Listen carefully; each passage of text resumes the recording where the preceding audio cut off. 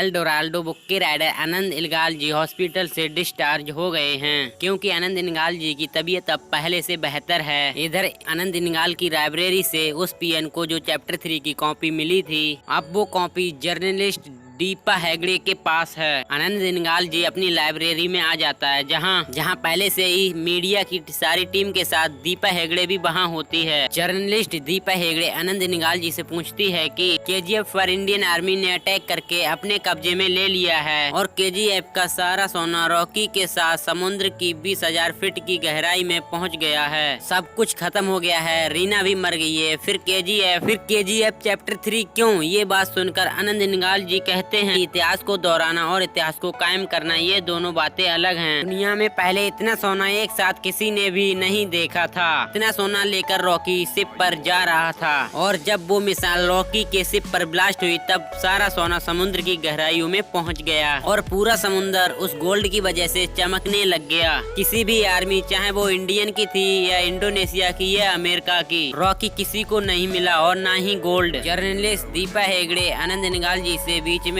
टोकते हुए बोलती है कि आखिर चैप्टर 3 किस बारे में है? उस केजीएफ के बारे में जो तबाह हो गया है या फिर उस रॉकी के बारे में जो मर चुका है? फिर आनंद इलगाल जी चैप्टर 3 की कॉपी को पढ़ने लगता है। आनंद इलगाल जी बताता है कि चैप्टर 3 या रॉकी के उन 3 सालों के बारे में जो 1978 से लेकर 1981 तक, जब रॉकी का रुतबा इंडिया से लेकर फॉरेन कंट्री में तक पहुंच चुका था। रॉकी ने अधीरा को जिंदा छोड़ दिया था और इनायत खलील से बिजनेस शुरू करके इनायत खलील के गोल्ड को डायरेक्ट अफ्रीका से इंडिया भेजना शुरू कर दिया। लेकिन रॉकी अभी भी रुकने को तैयार नहीं था, क्योंकि रॉकी ने अपनी माँ से वादा किया था कि वो एक दिन दुनिया का सारा सोना ले आएगा। रॉकी को पता चला कि इंडोनेशिया की कंट्रीज में दुनिया की सबसे बड़ी गोल्ड माइंस है, इसलिए रॉकी इंडोनेशिया की गवर्नमेंट बिजनेस से गवर्नमेंट डील करने चला गया। रॉकी ने इस टूर के बारे में किसी को भी नहीं बताया, यहाँ तक कि रीना को भी इस टूर के बारे में नहीं पता था। रॉकी इस टूर में अपने साथ 2 बंदों को लेके गया, जिसमें एक तो आनंद इलगाल जी था और दूसरा आपको आगे आने वाली स्टोरी में पता चल जाएगा। रॉकी जब इंडोनेशियन प्रेसिडेंट से मिला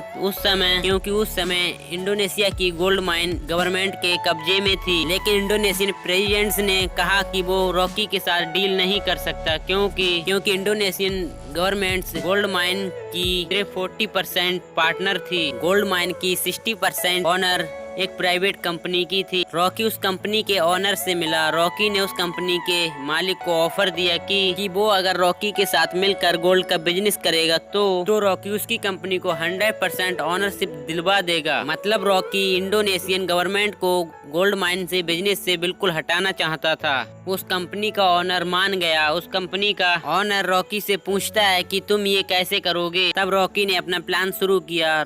रॉकी ने फॉरेन में अपनी एक टीम तैयार की और उस टीम में फरमान, जिसको हम चैप्टर 2 में देख चुके हैं, वो भी एक कमांडर के रूप में था। असल में अधीरा ने फरमान को चेक पोस्ट ब्रिज के पास जान से नहीं मारा था। रॉकी ने फरमान को दुनिया से छुपाकर और उसकी माँ से छुपाकर रखा था, क्योंकि रॉकी फरमान को अपनी टीम का कमांडर बनाना चाहता था और फरमान वही दूसरा शख्स था जो रॉकी के साथ इंडोनेशिया गया था। रॉकी जानता था कि हर कोई देश अपने बैंक में गोल्ड को रिजर्व करके रखता है, जिस वजह से अगर कोई देश में कोई खतरा आ जाए तो वो गोल्ड का इस्तेमाल कर सकें। और जितना ज्यादा जो कोई कंट्री गोल्ड को रिजर्व करती है उतना ही गोल्ड का प्राइस बढ़ता जाता है। रॉकी ने सभी देशों में अपनी टीम तैयार की और रॉकी की इस टीम में सभी प्रोफेशनल रॉबर्स थे। उन सब ने मिलकर 16 देशों के बैंक से गोल्ड चुरा लिया। इस वजह से पूरे वर्ल्ड की गवर्नमेंट को गोल्ड की कमी होने लग गई थी और अब सभी देश दुनिया की सबसे बड़ी बड़ी गोल्ड माइन से रिक्वेस्ट करने लग गए कि वो ज्यादा से ज्यादा गोल्ड निकालें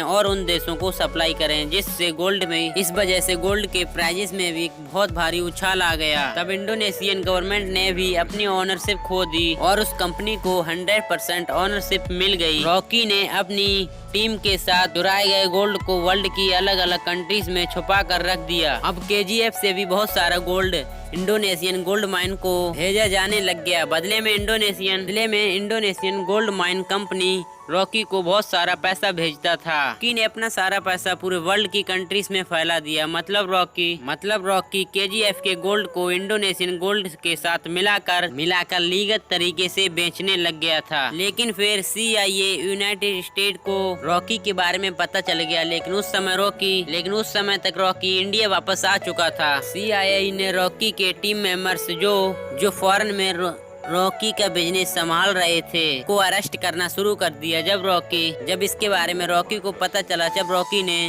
इस गोल्ड को सप्लाई करना बंद कर दिया। और रॉकी ने ये सब इंडियन आर्मी के हमले से सिर्फ 3 महीने पहले ही किया था। और फिर रॉकी अपना सारा गोल्ड लेकर इंडियन और चीन में लेकर पहुंच गया। रॉकी ने गोल्ड और चीन में जाने से पहले इंडियन नेवी, US नेवी और इंडोनेशियन नेवी उनको फैक्स करके बता दिया था कि वो गोल्ड लेकर आ रहा है। रॉकी ने ये सब प्लान के अकॉर्डिंग किया था। इनायत खलील उस समय इंडियन और यूनिस पर अपना शिप लेकर पहुंच गया। जब रॉकी के शिप पर इंडियन नेवी ने मिसाइल छोड़ दिया था, इनायत खलील जो रॉकी के प्लान के मुताबिक वहाँ पहुँच गया था, रॉकी को वहाँ से लेकर चला गया। असल में रॉकी मरा नहीं था, वो पहले से ही शिप से जंप कर गया था, इसलिए किसी को भी वहाँ रॉकी की लाश नहीं मिली। वो अभी जिंदा है। इंडियन नेवी और US नेवी यानी पूरी दुनिया के लिए रॉकी मर चुका है। लेकिन रॉकी अब अपने कमांडर फरमान जो आगे चलकर सलार बनने वाला है उसके साथ वापस जरूर आएगा। रमिका सेन जो CIA के द्वारा दी गई रॉकी के 16 कंट्रीज में किए गए क्राइम्स की रिपोर्ट पढ़ रही होती है। वो समझ जाते कि ये सारी रॉकी की प्लानिंग थी। तो रॉकी अभी भी जिंदा है और आगे क्या होगा ये हम आपको KGF चैप्टर 4 फैन 3 वीडियो में बताएंगे। अगर आपको ये वीडियो को